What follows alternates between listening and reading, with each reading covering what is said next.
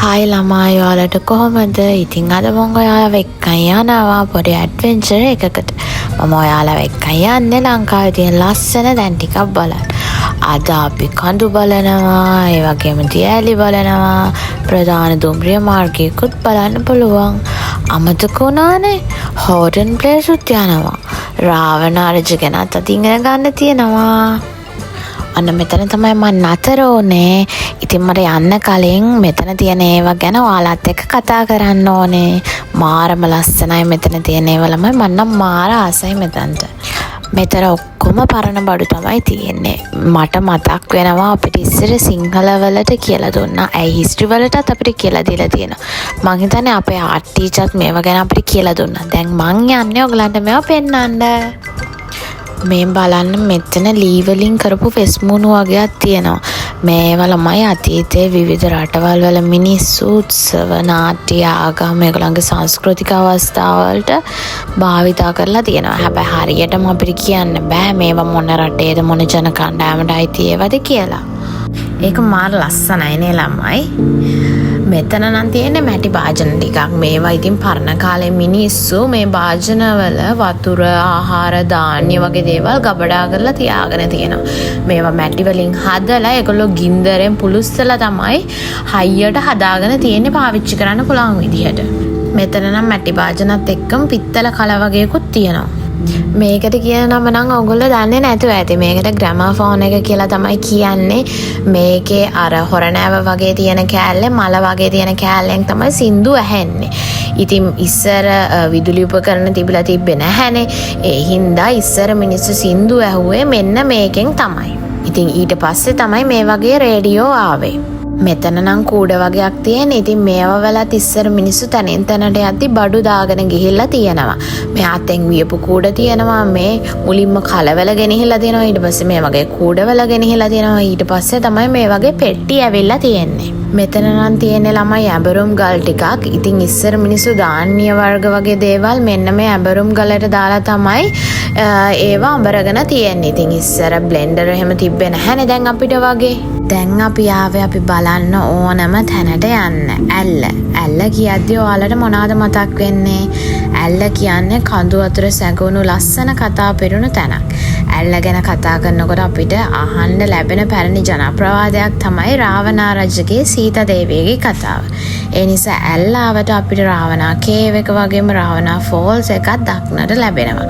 ඉතින් මම දැන් මේ ඉන්නේ රාවණා ඇල්ල ළඟ. ඉතින් මේ ජනප්‍රවාදේන කතා ඔක්කොම ඇත්ත කතා නෙමේ. මේවා කවුරුත් තහවුරු කරලා නැහැ. ඉතින් මේවා පරම්පරාවෙන් පරම්පරාවට කතා වලින් එන ඒවා. ඇල්ලේ තියෙන තවත් විශේෂත්වයක් තමයි එකම ප්‍රදේශයක කඳු, වනාන්තර, තේවතු, දියඇලි, දුම්රිය මාර්ග වගේ අපූර්ව දේවල් දැක ගන්න පුළුවන්. දැන් මම ඉන්නේ ෆ්ලයිං රාවණා ඇඩ්වෙන්චරස් පාක් එක එන්ට්‍රන්ස් එකේ. ඉතින් එතන මැප් එකක් තියෙනවා අපිට බලලා යන්න පුළුවන් තැන් මාක් කරගන්න පුළුවන්. මම දැන් මේ ඉන්නේ ඇල්ලස් වෙන් එක ගාව. ඉතින් මෙතනට ගියාම අපිට මේගොල්ලෝ ඇඳුමක් දෙනවා. ඒ ඇඳුම මේගොල්ලෝ ඩ්‍රෙස් කරලා ඒගොල්ලන්ට අපි කියපුවම ෆොටෝ වීඩියෝස් යෝනේ කියලා මේ ඔක්කොටම අපිට 12000ක් තමයි පේ කරන්න තියෙන්නේ. ඉතින් මං ගොඩාක් එන්ජොයි කරා. ටිකක් බයයි මෙතන මෙහෙම ගියාම. මම ෆස්ට් ටයිම් තමයි මේකේ ගියේ. ඉතින් ඒගොල්ලෝ මේ වගේ වීඩියෝ එකක් හදලා දෙනවා. මම අපේ රංගිලා දෙන්නව එක්ක යන්න දමදක් කරේ නෑ. ඉතින් ඒගොල්ලොත් ගොඩාක් එන්ජොයි කරා.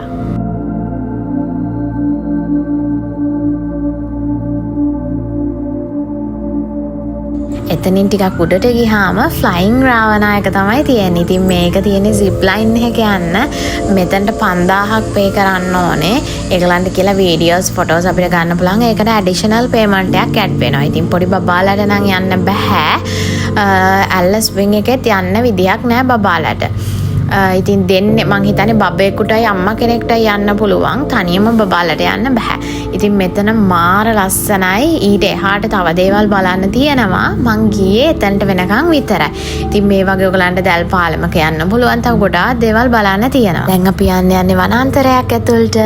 ඉතින් මේ ගස් වලට කියන්නේ යුකලිප්ටස් කියලා. මේවා ගස් විතරක්ම නෙමේ ළමයි. ඇත්තටම මේ වනාන්තර ඇතුලේ ගස්, පැලෑටි, කුරුල්ලෝ, සමනල්ලු, කෘමි සත්තු සත්තු ඒ වගේ බොහෝමයක් ජීවීන් එකිනෙකාට සම්බන්ධ වෙලා ජීවත් වෙනවා. ඉතින් වනාන්තරවල තියෙන විශේෂත්වය තමයි ජලය ආරක්ෂා කරගන්න එක. ඉතින් කඳුකරේ තියෙන වනාන්තරවල ජලය පහළ ප්‍රදේශවල ගංගා හා දියපාරවල් පෝෂණය කරනවා. ළමයි ගස් නැති වුණොත් මොනවා වෙයිද මේ ලෝකෙට? දැන් අපි යන්නේ කවුරුත් දන්න නයින් නාච් බලන්න. නයින් නාච් එහෙම නැත්නම් ආරුක්කු නමේ පාලම කියලාත් මේකට කියනවා.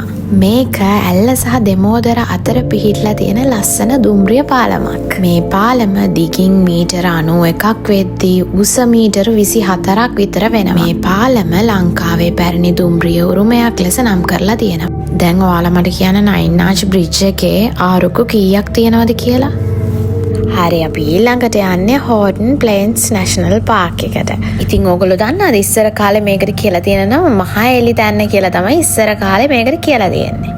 බ්‍රිතාන්‍ය සමයෙන් පස්සේ තමයි හෝර්ටන් ප්ලේන්ස් කියලා මේකට නම හැදිලා තියෙන්නේ. හෝර්ටන් ප්ලේන්ස් මෙච්චර වැදගත් වෙන්නේ අපිට මෙහෙදි විශාල කඳු වනාන්තර, තනබිම්, එතකොට මීදුම මේ වගේ ගොඩක් දේවල් එකම තැනකින් බලා ගන්න පුළුවන් හින්දා. හෝර්ටන් ප්ලේන්ස් ගියොත් ඔයගොල්ලෝ අනිවාර්යෙන් බලන්න ඕන තැනක් තමයි වර්ල්ඩ්ස් එක. ඉතින් ඒක වචනෙන් කියන්න බැරි තරම් ලස්සනයි. ඔයගොල්ලෝ ගිහිල්ලාම තමයි බලන්න ඕනේ. මේ තියෙන්නේ බේකර්සැල්ල. මං එච්චර දුර ගියේ නැහැ. ඉතින් මගේ නංගිලා මේවත් බලලා ආවා. හරි මම පොඩි ප්‍රශ්නයක් අහන්නම්. හෝර්ටන් ප්ලේස් ගියොත් අපිට මොනවද බලන්න පුළුවන් දේවල්? බලන්න පුළුවන් දේවල් 3ක් කමෙන්ට් කරන්න. දැන් ඉතින් ටීචර් ඔක්කොම බලලා ඉවරයි. දැන් ගෙදර යන ගමන් අඹ එකක් ගත්ත. එතන අඹ මාර රසයි. මං එන ගමන් වඳුරොත් දැක්කා. රාවණායල ළඟ වඳුරෝ ගොඩක් හිටියා. ඉතින් මම මේ ඔක්කොම බලලා ගෙදර යන ගමන් ඉන්නේ. එහෙනම් මං ගිහිල්ලා එන්නම්. ඔයාලාත් අම්මලා එක්ක කොහේ හරි යන්න අමතක කරන්න එපා. ඊළඟට ටීචර් කොහෙද යන්න ඕනේ කියලා කමෙන්ට් එකක් දාන්න.